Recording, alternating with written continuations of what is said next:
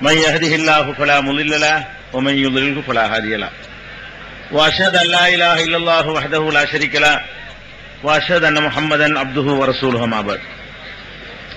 கண்ணியத்திற்குரிய எல்லாம் வல்ல அல்லாஹ் ஜல்ல ஷானஹு தஆலாவின் நல்லடியார்களே, அல்லாஹ்வுடைய பேரருளால் அவனுடைய மார்க்கத்தை அறிந்து கொள்ள வேண்டும் என்ற ஒரே நோக்கத்திலே இங்கே பெரும் திரளாக நாம் எல்லாம் குழுமியிருக்கிறோம். கேள்வி பதில் என்ற நிகழ்ச்சிக்கு செல்வதற்கு முன்னால் முக்கியமான சில செய்திகளை உங்களுடைய கவனத்திற்கு நான் கொண்டு வர விரும்புகிறேன். இந்த நிகழ்ச்சியை கரம்பக்குடியிலே ஏற்பாடு செய்த பொழுது இந்த நிகழ்ச்சிக்கு எதிராக பல சகோதரர்கள் கடுமையான முயற்சிகளை மேற்கொண்டதாக நாங்கள் வந்தவுடன் கேள்விப்பட்டோம். எங்களுடைய பிரச்சாரம், எங்களுடைய பிரசுரம், எங்களுடைய ஒளி நாடாக்கள், எங்களுடைய நடவடிக்கைகள் இவற்றில் எதனையுமே அறிந்திராமல் மற்றவர்கள் சொல்லுகிற தப்பான கருத்துக்களை கேட்டுத்தான் அந்த சகோதரர்கள் இது போன்ற முட்டுக்கட்டைகளை பல ஊர்களிலே ஏற்படுத்துகிறார்கள். முதலிலே நாங்கள் என்ன சொல்கிறோம் என்பதை உங்களுடைய கவனத்திற்கு கொண்டு வருகிறோம். நாங்கள் ஒரு புதிய மார்க்கத்தை சொல்லக்கூடிய கூட்டம் இல்லை. அல்லாஹ் ரப்புல் ஆலமீன் எந்த மார்க்கத்தை தந்திருக்கிறானோ, அல்லாஹ்வுடைய திருத்தூதர் முஹம்மது ஸல்லல்லாஹு அலைஹி வஸல்லம் அவர்கள் தம்முடைய 23 ஆண்டுகளிலே எந்த மார்க்கத்தை மக்கள் மத்தியிலே பல்வேறு தியாகங்கள் செய்து அறிமுகம் செய்தார்களோ அந்த மார்க்கத்தை அதன் தூய வடிவிலே சொல்ல வேண்டும் என்பதை தவிர நாங்கள் வேற புது கொள்கை எதையுமே சொல்லவில்லை. நாங்கள் சொல்லுகிற எதுவாக இருந்தாலும் திருமறை குர்ஆனில் உள்ள ஆதாரங்களை காட்டி உங்களுக்கு சொல்கிறோம். நாங்கள் சொல்லுகிற எதுவாக இருந்தாலும் நபிகள் நாயகம் ஸல்லல்லாஹு அலைஹி வஸல்லம் அவர்களுடைய சொல் செயல் அங்கீகாரங்களை உங்கள் முன்னால் எடுத்து வைத்து இதுதான் மார்க்கம் என்று சொல்கிறோம். அல்லாஹ் சொன்னது மாத்திரம் மார்க்கம், அல்லாஹ்வுடைய தூதர் சொன்னது மாத்திரம் மார்க்கம், அவர்களுக்கு பின்னால் இந்த மார்க்கத்திலே நுழைக்கப்பட்ட அத்தனையும் களை எடுக்க வேண்டும் என்று சொல்கிறோம். இதுதான் நாங்கள் செய்கிற ஒரே தப்பு. நாங்கள் செய்கிற ஒரே தவறு என்னவென்று சொன்னால், போன வருடம் உண்டான இஸ்லாத்தை நாங்கள் எதிர்க்கிறோம். 200 வருஷத்துக்கு முன்னாடி இஸ்லாத்தில் நுழைஞ்சதை எதிர்க்கிறோம். 500 வருஷத்துக்கு முன்னாடி இஸ்லாத்தில் நுழைஞ்சதை எதிர்க்கிறோம். 1000 வருஷத்துக்கு முன்னாடி இஸ்லாத்தில் நுழைக்கப்பட்டதை எதிர்க்கிறோம். 1400 வருஷத்திற்கு முன்னால் நபிகள் நாயகம் ஸல்லல்லாஹு அலைஹி வஸல்லம் அறிமுகப்படுத்தினார்களே அதை மட்டும் இஸ்லாம் என்று சொல்கிறோம். இது தப்பா? நேற்று இஸ்லாம் நுழைய முடியுமா? அடுத்த வருஷத்துக்கு புதுசா இஸ்லாத்தை உண்டாக்கிற முடியுமா? நான் நினைச்சா ஒரு புது மார்க்கத்தை உண்டாக்க முடியுமா? என்னை விட ஒரு பெரிய அறிஞர் வந்து இன்னொரு மார்க்கத்தை உருவாக்கிற முடியுமா? இதானங்க நாங்க சொல்கிறோம். அப்ப குர்ஆன்ல உள்ளதை சொல்லும் பொழுது அது குழப்பம்னு சொன்னீர்களே, ஆனால் அல்லாஹ்வுடைய தூதர் சொன்னதை எடுத்து சொல்வது குழப்பம்னு சொன்னா அது நீங்க மறுமையில் அதற்கு பதில் சொல்லி ஆக வேண்டும். அதுக்கு நாங்க உங்களை ஒண்ணு சொல்ல தயாரா இல்ல. அல்லாஹ்விடத்துல இந்த பொறுப்பை ஒப்படைச்சோம். யா அல்லாஹ், நீ சொன்னதை உன்னுடைய தூதர் சொன்னதை நாங்கள் எடுத்து வைக்கிறோம். அதை இவர்கள் எல்லாம் தப்பா புரிந்து கொண்டு எதிர்க்கிறார்கள். யா அல்லாஹ், நீ மறுமையில் பார்த்துக்கொள் என்று அவனிடத்தில் ஒப்படைப்பதை தவிர எங்களுக்கு வழி இல்லை. நீங்கள் பார்க்க வேண்டும். ஒரு 25 ஆண்டுகளுக்கு முன்னால் இந்த சமுதாயத்தினுடைய தமிழக முஸ்லிம்களுடைய அவல நிலை எப்படி இருந்தது என்று நீங்கள் சிந்தித்து பார்க்க வேண்டும். கவலைப்பட்டு கண்ணீர் விட்டு நாங்கள் தெரு தெருவாக அலைந்து கொண்டிருக்கிறோம். 25 ஆண்டுகளுக்கு முன்னால் இஸ்லாம் என்றால் என்ன இருந்தது? இஸ்லாம் என்றால் பிற மதத்து கலாச்சாரங்களை இஸ்லாம் என்று செய்து கொண்டிருந்தோம். இஸ்லாம் என்றால் பஞ்சா எடுப்போம். இஸ்லாம் என்றால் 100 மசாலா நடத்துவோம். இஸ்லாம் என்றால் கிஸ்ஸாக்கள் நடத்துவோம். இஸ்லாம் என்றால் பாட்டு கச்சேரி நடத்துவோம். இஸ்லாம் என்றால் கந்தூரி நடத்துவோம். இஸ்லாம் என்றால் தேர் இழுப்போம். இதுதான் இஸ்லாம் என்று நினைத்துக் கொண்டிருந்த நேரத்தில் கண்ணீர் விட்டு கவலைப்பட்டு இதற்காக பெருமானார் ஸல்லல்லாஹு அலைஹி வஸல்லம் அடி வாங்கினார்கள். இந்த பாட்டு கச்சேரி நடத்தியதற்காகவா ஊரை விட்டு விரட்டப்பட்டார்கள்?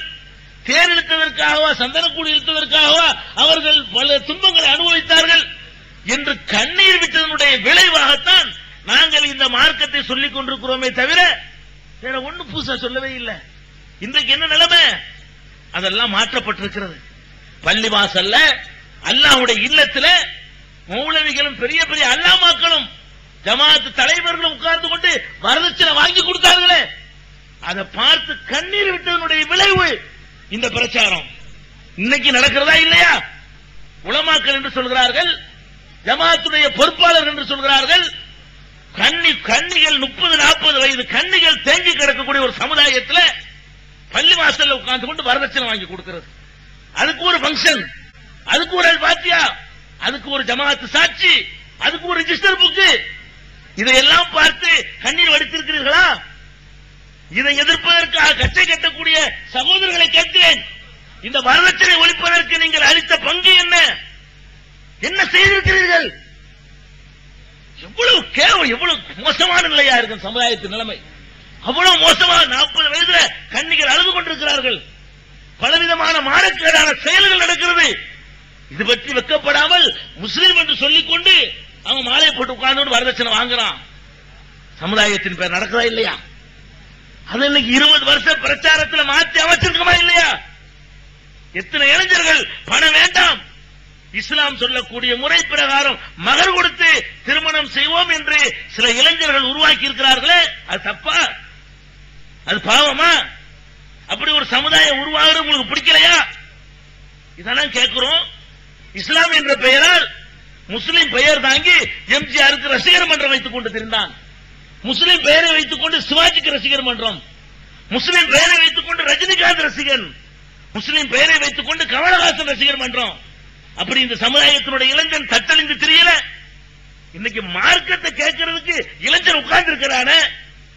எதை எதிர்க்கிறீர்கள்? எங்கே இந்த சமுதாயத்தை கொண்டு போக ஆசைப்படுகிறீர்கள்? எந்த படுகொலியில தள்ளுவதற்கு நீங்கள் திட்டம் போடுகிறீர்கள்? நான் கேட்கிறேன். இப்படியெல்லாம் தருதலைகளாக தெரிந்து கொண்டிருந்த இளைஞர்கள் அல்லாஹ்வுக்கு பயந்து இந்த ரஜினிகாந்த் கமலஹாசனை விட்டு விலகி முகமது ஸல்லல்லாஹு அலைஹி வஸல்லத்தை மாத்திரம் எங்களுடைய வழிகாட்டியாக ஏற்றுக்கொள்ளும் வந்திருக்கிறானே. அப்படி ஒரு இளைஞன் உருவாவது உங்களுக்கு பிடிக்கலையா? மார்க்கத்தை கேட்கிறதுக்கு இப்படி கூட்டம் வந்திருக்கிறா? கேட்கிறேன். 20 வருட காலமாகத்தான் நாங்கள் இதை பார்க்கிறோம்.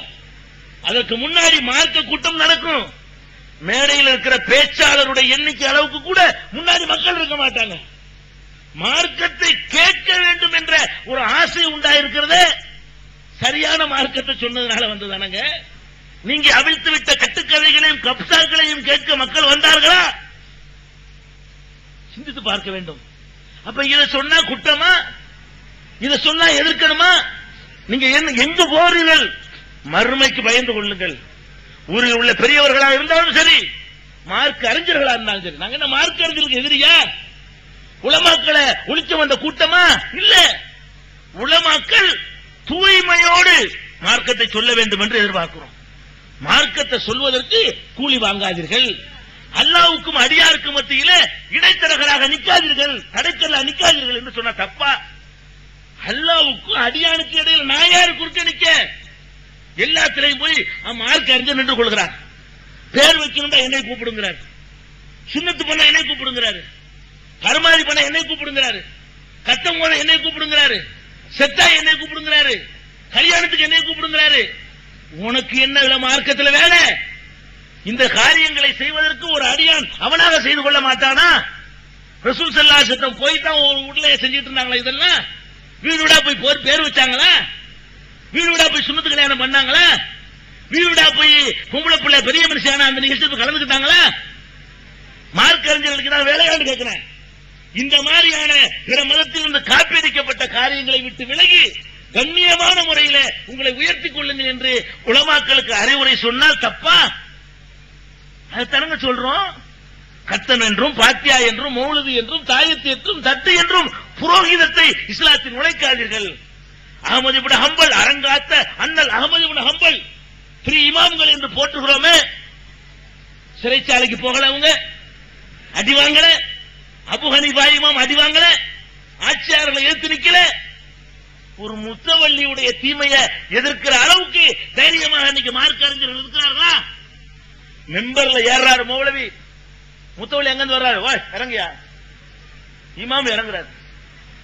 பல ஊர்களில் நடக்கிற கூத்து எவ்வளவு கேவலமா போயிட்டார்கள் பார்த்தீர்களா? மன்னர்களை எதிர்த்து நின்ற அளவுக்கு தைரியமாக வாங்கள் என்று சொல்லுகிறோம். தப்பா? மார்க்க பிரச்சாரம் பண்றமே 20 வருஷமா ஊர் ஊரா போய் கத்திக்கிட்டு இருக்கோம். எல்லாரும் ஒரு கூட்டத்துக்கு 1000 ரூபாய் பீஸ் வாங்குறோமா? 500 ரூபாய் கேட்கிறோமா? மார்க்கத்தை அல்லாஹ்வுக்காக போய் சொல்லுங்கன்னு சொன்னா தப்பா? எங்க நாங்க இதுல வர்றோமே, எங்களுக்கு என்னங்க லாபம் இதுல? நினைச்சு பாருங்க. நீ தடுக்கிறீங்களே, நீங்க வேண்டுமானால் ஒரு பெரிய சரியத்து மாநாடு போடுங்களேன். ஒவ்வொரு ஆளுக்கு தந்தி மணி ஆர்டர்ல ரூபா அனுப்பாம பேச்சாளர் வர்றாருன்னு பாக்குவோமே. இங்க மாநாட்டு கணக்குல பேச்சாளருக்கு பீஸ் கொடுத்த கணக்கு வராது. மேடை போட்ட கணக்கு வரும், லைட் போட்ட கணக்கு வரும், நோட்டீஸ் அடிச்ச கணக்கு வரும், போஸ்டர் ஓட்டின கணக்கு வரும், வீடியோக்குள்ள கணக்கு வரும். அசரத்துக்கு பீஸ் கொடுத்த கணக்கு இங்க வராது. பஸ்ஸுக்கு டிக்கெட் வாங்கிக்குவோம், அதுக்கு வசதி, எல்லா ஊருக்கும் போறதுக்கு வசதி கிடையாது.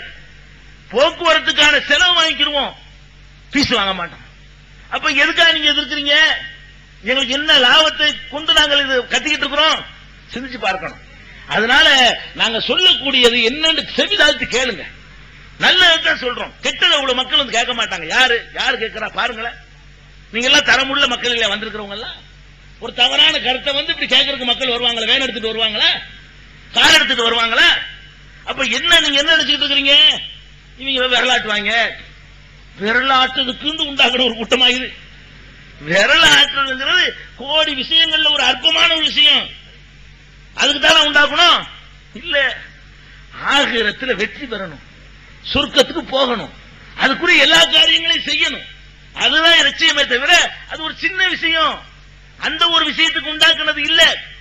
இதை நீங்க உங்க கவனத்தில் வைத்துக் கொள்ள வேண்டும். எல்லா விஷயத்திலையும் வட்டியை பத்தி பேசினாங்க, பேசோடு நிக்கிறோமா? எத்தனை ஊர்கள்ல பைத்துல் மால்கள் உண்டாக்கி பேசினா ஒழிக்க முடியாது. பேசவும் செய்வோம், செயல் திட்டம் வகுத்து அமலுக்கும் கொண்டு வருவோம். எத்தனை ஊர்கள்ல பைத்துல் மால் என்ற பணத்தை மக்கள்கிட்ட திரட்டி இல்லாதவர்களுக்கு வட்டி இல்லாத கடன் கொடுக்கக்கூடிய நிறுவனங்களை ஊருக்கு உண்டாக்கி இருக்கிறோம் பல ஊர்கள்ல. இது முத்துப்பேட்டையில் சிறப்பாக பக்கத்தில் உள்ள ஊர்ல போய் பாருங்க.